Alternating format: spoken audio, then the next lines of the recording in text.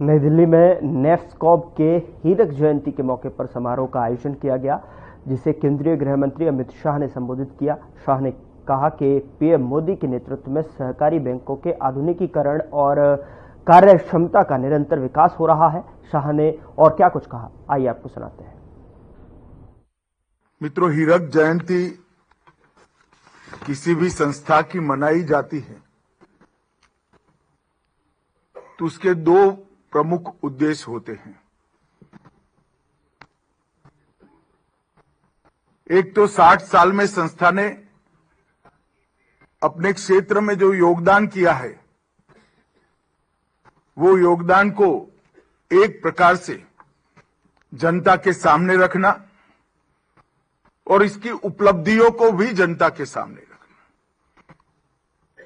और दूसरा, जब 60 साल होते हैं तो पीछे मुड़कर कितनी गलतियां रह गई है और सुधार क्या करना है, उसको भी देखने का काम करना चाहिए। यहां मेरे सामने जो स्टेट कोऑपरेटिव बैंक और डिस्ट्रिक्ट कोऑपरेटिव बैंक के सारे कर्ता धर्ता बैठे हैं, मैं निश्चित रूप से कह सकता हूं कि भारत की खेती को, भारत के किसान को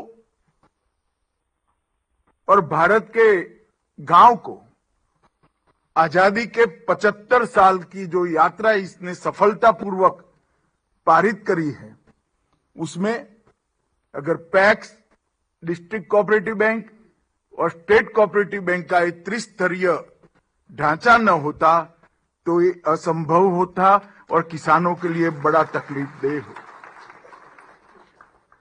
इतने बड़े देश में 13 करोड़ के करीब किसानों के लिए शॉर्ट टर्म एग्रीकल्चर फाइनेंस, उसको कोई तकलीफ अगर मिल जाए, कोई लंबी लिखा पढ़ी न करनी पड़े, इसकी शिक्षा चाहे जितनी भी हो, संस्थान की शिक्षा इतनी बड़ी हो कि उसको उचित फाइनेंस मिल जाए और वो अपना एग्रीकल्चर का काम कर पाए। ये व्यवस्था ने पूरे देश को एक प्रकार से,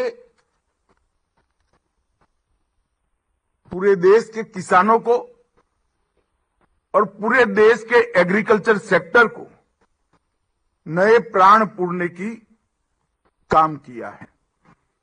और मैं इसलिए ये हीरक जयंती के अवसर पर नेफ्स्कॉब के सभी अब तक जिन्होंने ये इनिशिएटिव लिया, वो सभी को बहुत बहुत बधाई और साधुवाद देना चाहिए।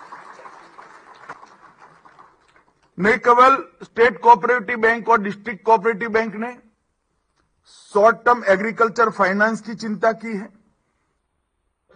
साथ साथ सामूहिक खेती हो, जल प्रबंधन हो, किसानों को खेती के लिए उपयोग में लाने वाली सारी सामग्री हो और व्यक्तिगत काम से लेकर गांव को मजबूत करने के हर काम में प्राण पूरने का काम हमारी डिस्ट्रिक्ट कोऑपरेटिव बैंक और पैक्स ने करा है, जिसको स्टेट कोऑपरेटिव बैंक ने आधार दिया है।